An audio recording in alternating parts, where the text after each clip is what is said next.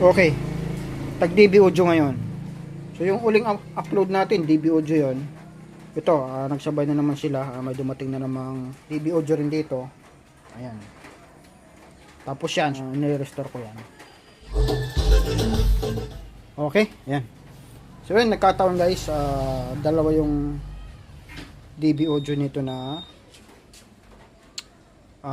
professional digital karaoke mixer power amp 12MX. Ayan, yun yung kanyang model. Okay, so ito pina-repair sa akin. Ito naman sa akin yan. So ito hinugasan ko yan at di ko pa nga tapos gawin. Yan, mapapalitan ko pa yan yung mga ibang volume dyan. So ito tapos nitong gawin, pina-repair lang to. At ito yung mga napalitan natin. Ayan. So RCA terminal, dalawang output, dalawang fuse, at 4 na pirasong resistor. Tapos ayun, yun lang.